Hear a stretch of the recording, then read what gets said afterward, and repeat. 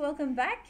Unit 5, the Golden Years. Now, today we are going to study Focus on Speaking. Right? So, we're going to go to page 117. Open your textbooks, go with me to page 117. First thing that we're going to do is we're going to review the vocabulary. So, we have the review. And after the review, we're going to expand it, and then we're going to create something with the vocabulary. Okay, review first, guys. This is a review of the vocab based on listening 1 and 2. Read the podcast interview, complete the sentences with words from the box, and then read the passage aloud with a partner. Okay, we've got back on our feet, caught on, encountered, facing a short-term crisis, happy-go-lucky, improved the odds, myth, never looked back, radically, recruited, sufficient, and thriving. Awesome. Here we have a podcast interview. We've got basically 12 of the words and phrases that must be placed in this interview. You gotta read it, understand the text, and from the context you will know which word or phrase fits in. You're going to pause your video to do this. Go ahead.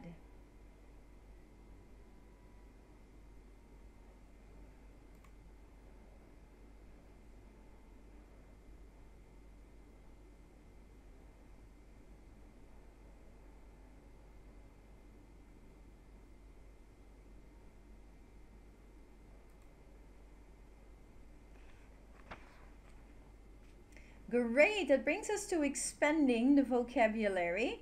Read the online magazine article, Smart Senior Today, the online magazine for modern adults.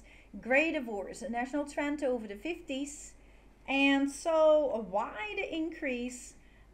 Read this article first, and remember, what do? We preview to predict the text type, always right, and the purpose, and we skim. Go ahead, read the article.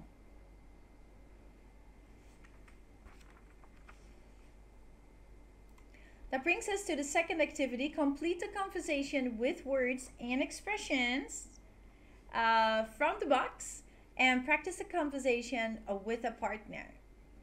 Broke my heart, caused emotional pain, knows what she's getting into, understands the results of her action, ordeal, suffering, or trouble. A couple in their 60s. Now, this is based on the online magazine article for modern adults, what you just read. Trent and Kate, you're going to put in these phrases and words in the correct place. You've got number 1, 2, and 3. Pause your video, look at the context, and from there you will know which word or phrase fits in. Go ahead.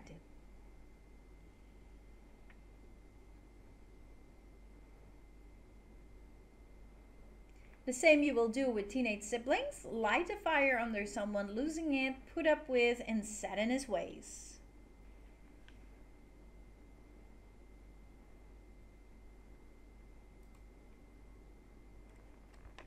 Great, so we used a lot of the vocab within the context of an article, of an interview or dialogue, filling in the blanks and seeing how it contextually works.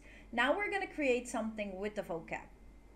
Student A asks a question and student B answers. Take turns with the roles. In your answers, use words from the vocabulary exercises and review and expand whenever possible. Use several sentences to answer. Some suggestions are given. Before you begin, look at the questions you will be asked and write a few notes to use in your answers. Student A asks, 1. What advice would you give someone worried about a grandmother who wants to live alone? What questions would you ask about the grandmother first? 2. What might you do to increase your own longevity? 3. How would you advise an elderly man who isn't sure whether to marry again? He thinks he's too set in his ways. 4. Would you hire a senior over a young person? Okay, I'd like you to think about these questions and try to answer them yourselves. Try to answer questions number 1, 2, 3, and 4. So in our next Zoom meeting, we can do this as we get together. We can try and ask and answer these questions. You can also look at the possible vocabulary that is used, yeah, in the answer. So try to answer these questions by using the vocabulary in review and expand. Pause your video to try this out. Go ahead. Okay, that brings us to the grammar. Read the following information. Notice the verb forms that appear in bold. Sociologists knew that the average age was rising in the 20th century. Many people believe it will continue in the future. In addition, the elderly population has been growing steadily in the United States over the past century. In 2004, most people were under the age of 50. But in the next few decades, the population will be aging dramatically. These changes have affected every aspect of society. Was rising, will continue, has been growing, were, will be aging, have affected. Those are the bold-faced words and phrases that we're going to look at. Contrasting simple, progressive, and perfect verbs. Progressive is continuous. So we're looking at simple past and past progressive. So simple past and past continuous. Yeah, the past progressive, the past continuous is used to describe an action that was in progress at a specific time in the past. It was ongoing, but not anymore. Were discussing, was discussing. We use were and was. The simple past is used to describe an action that was completed in the past. Yes. And the simple past is also used to describe two actions that happened in a sequence, one after the other.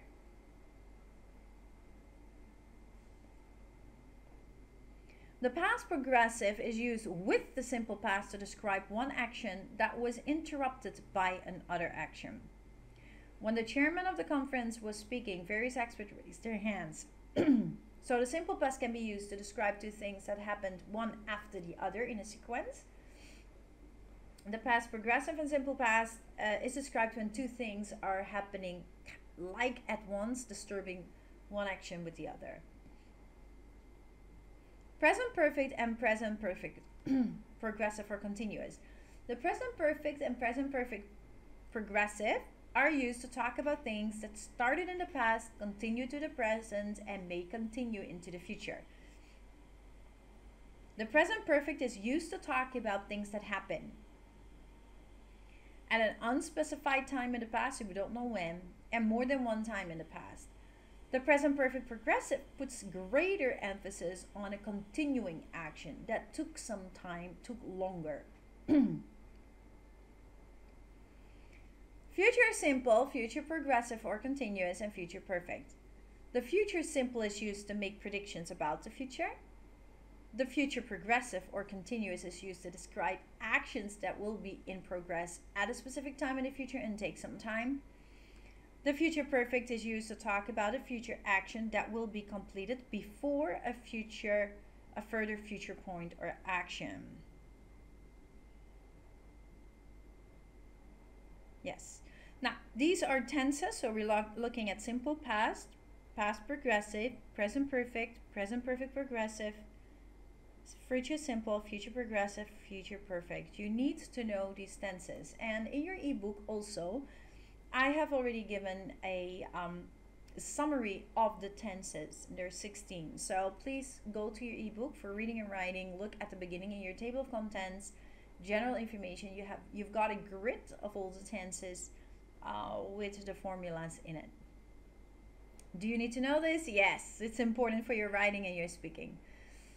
Okay, let's try it out. Complete the conversation. Now you're gonna circle the correct form of the verb, and then you read the interview aloud with a partner, because then you're practicing the speaking, right? So please answer this. It goes all the way from question 1 until 14. And then read it aloud by yourself to practice the intonation and pronunciation, okay? You can pause your video. Go ahead.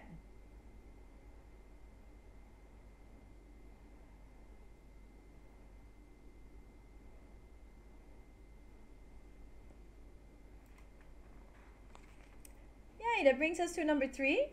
Discuss the lives of seniors in the future. Use the ideas below and your own ideas to make predictions about what people will and won't be doing and what will and won't have happened. Examples. In 30 years, a greater percentage of seniors will probably be living active lives. By 2040, a greater percentage of seniors will probably not be alone. So what we're doing here we're going to try to discuss the lives of seniors in the future. What will they be like for the old people in the future? And then I want you to try to think about the different verb tenses. Simple past and past progressive, present perfect progressive, future simple, future progressive, and future perfect. Okay, you can try this by yourself, or maybe with your parents, maybe with your siblings, or maybe with your friends, virtual call, or just by yourself. Well, that's up to you. Go ahead, pause your video and try it out. This is important because you need to be able to use those tenses in your speaking. Go ahead.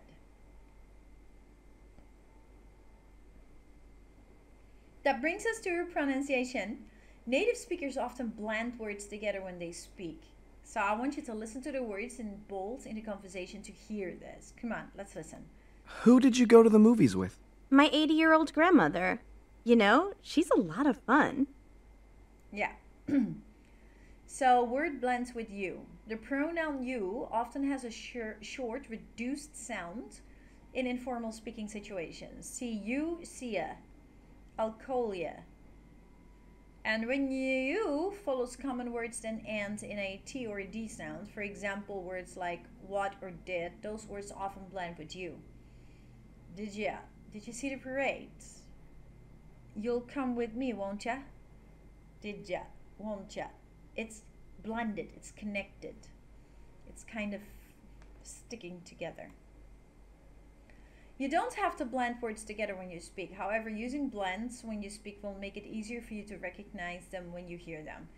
And native speakers use them often. But again, reduced speech and blended sounds, we only use that for informal speaking and writing. Not for writing at all, informal speaking. So the blended sounds and reduced speech is only used for informal speaking. Formal speaking and for writing, whether formal or informal, we do not use that. Okay? Cool. You're going to listen to the conversation and notice how the words in bold sound. Then practice the conversation, yeah? Blend the words in bold. Let's listen to this. What did you do last night? Nothing special. My roommate and I rented a movie. How about you? We went to the parade. I called to see if you wanted to come, but your cell phone was off. Yeah, I turned it off during the movie. How was the parade? Did you see anything interesting? Yeah, there were a bunch of older women wearing some pretty colorful clothes. Oh, the Red Hat Society. You've heard of them, haven't you? No, but you know, I heard people at the parade talking about the Red Hats. It's an organization of women who led pretty conservative lives when they were young. The parade gives them a chance to be bold and dress in bright colors. Okay, we could hear the blended sounds, yeah, in the bold words. Okay, that brings us to the second part. Listen to the sentences in column 1 and repeat them. Then listen again and complete the questions in column 1 with the phrases from column 2. For example, number 1, why did you go there? Yeah, so you gotta pick from here and place it in here. 1, Why did you go there? 2, What did you see at the parade?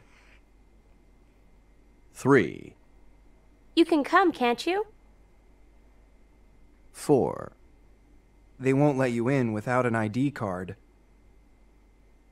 5, How do you get there? 6, Where do you live? 7, You can't come, can you? 8, Where do you go after class?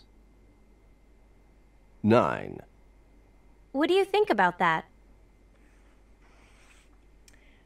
Yes, exactly. And that is for the pronunciation, recognizing words that blend with you. Very good. Okay, that brings us to the speaking skill. Read the conversations and underline the suggestions. I've always wanted to fly an airplane. Too late now, I guess. What if you took piloting lessons this summer? I've always wanted to be an actor, but that will never happen. How about trying out for the local theater production in town? My friend was in a show there last year. When I was a kid, I wanted to visit every state in the country. Now I can't afford that much time from work. If I were you, I'd visit 4 or 5 new states every year. Yeah, you can see here in the conversations that there are suggestions. I'd like you to take some time to underline the suggestions. Go ahead. Okay, so we're talking here in the speaking skill about making suggestions. Why doesn't he, don't we, plus the base form. Or you, he, we could, plus the base form. Or have you thought about going, plus ing? Have you considered going? What if you, plus unreal conditional? If you, I were you, I, unreal conditional. In your position, I, unreal conditional. So the making of suggestions by using the base form or ing or the unreal conditional. Yeah. So basically here what we're doing is looking at what we can do to come up with a suggestion. A bucket list is a list of goals and accomplishments people create to complete before they die. It's like a kick the bucket kind of thing, trying to fulfill everything you've got on your bucket list before you leave this world. So dramatic. Some of our bucket list goals seem a little crazy or impossible to accomplish, but they're fun to consider. Now, here you're going to create your own bucket list. So fill in the boxes with something you'd like to accomplish in each category, no matter how impossible they seem. Some examples are provided, and then read one item to your friend. Now, we're going to help narrow your goal to a beginning first step that is possible to achieve. Yeah? So you can make suggestions by helping your friend in their response. Now, my bucket list: travel, entertainment, career, financial, health and spiritual, relationships and education, and other. Okay, I want you to take some time to fill out this bucket list of yours. Go ahead, pause your video.